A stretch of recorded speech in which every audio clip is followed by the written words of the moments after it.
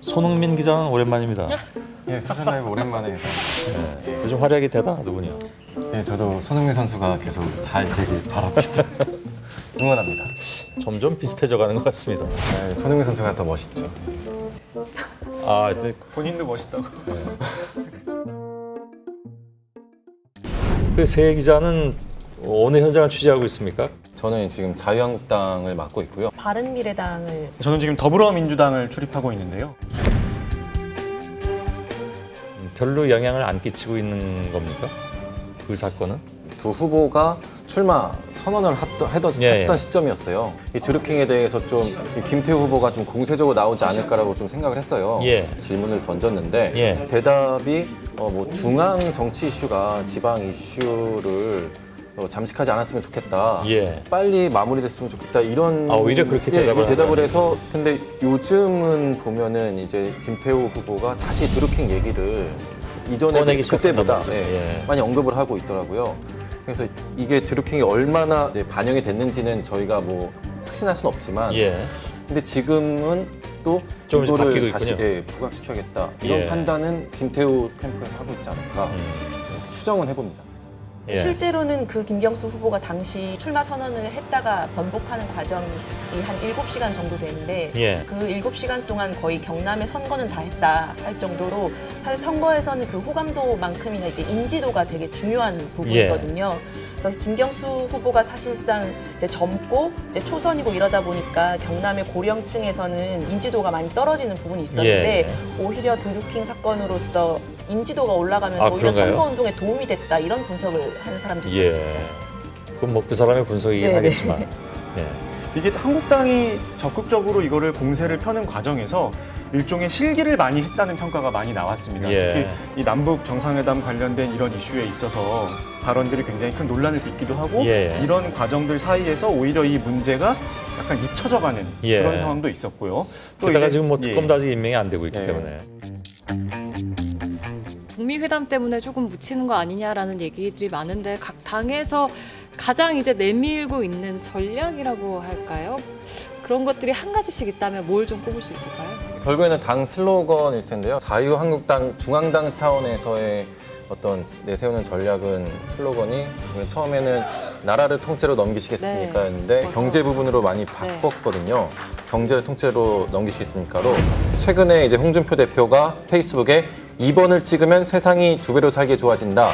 바른미래당 같은 경우에 거의 슬로건이 망가진 경제 먼저 살리겠습니다 이거예요. 뭐 안보나 이런 것들을 지금 현재 여건이 워낙 잘하다 보니까 좀 상대적으로 좀 지금 상황이 안 좋은 경제 이런 부분들을 야권에서 좀 강하게 이야기하면서 책임지겠다는 이야기를 많이 하는 것 같습니다. 제가 지금까지 이 민주당 내부를 취재한 결과를 종합해서 일단 첫째는 문재인 대통령입니다. 굉장히 높은 지지율을 계속해서 이어가고 있는 상황을 보여주고 있잖아요. 이번 지방선거에서 여당이 민주당을 뽑아줘야 이 문재인 대통령이 더 열심히 국정수행을 할 수 있지 않겠느냐. 그리고 또 두 번째는 상당수 지역에서 지금 조용한 선거를 치르려고 하는 경향이 있어요.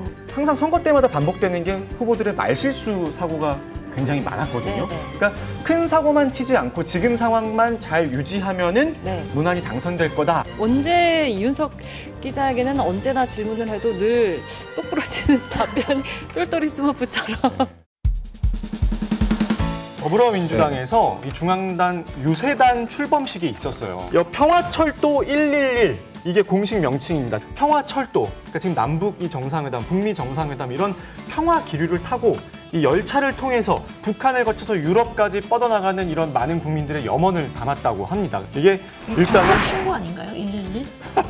그런 건 아니고요. 자, 111에 여러 가지 의미가 있습니다. 이렇게 하나가 된다, 또 통일의 또 일도 있고요. 일자리의 일도 담았다고 해요. 근데 저는 이 기자들 사이에서 어떤 얘기가 있었냐면은 기호일본의 의미도 담고 있는 거 아니냐 이런 얘기도 했거든요. 은하철도 999 패러디한 겁니다. 그래서 이 의원들이 직접 이렇게 분장도 해갖고 전국을 돌면서 유세를 펼친다고 하는데요. 이재정 의원님과 박지민 의원님 싱크로율 90% 이상 인정합니다. 자유한국당이 첫 번째로 좀 이렇게 강조하려고 하는 부분이 이제 로고송 같아요.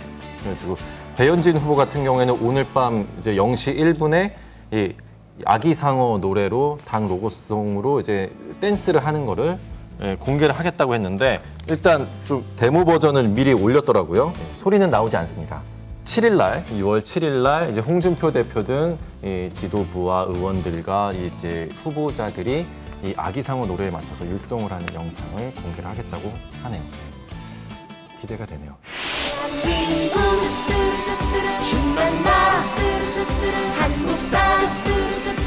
민주당에서 한 그 평화철도 111이나 뭐 그 한국당의 아기상어에 비하면 조금 바른미래당은 쇼윙이 되는 부분들은 좀 부족한 것 같은데 그 바른미래당은 첫 일정으로 새벽 이제 12시 30분에 영등포 경찰서에 파출소를 찾아서 시정의 최우선이 시민의 안전이다 이렇게 이야기를 하면서 동네를 이렇게 돌면서 여러분들이 살고 있는 지역과 직접적으로 더 크게 연관성이 있는 정책들을 집행을 하고 이런 관련 있는 일들을 직접적으로 추진을 하는 곳들이기 때문에 지방선거 좀 관심이 떨어진다고 하더라도 투표 당일에는 아니면 사전투표 날은 꼭 좀 선거하시는 거를 부탁드리고 싶습니다. 이 투표가 민주주의의 꽃이라고 하지 않습니까?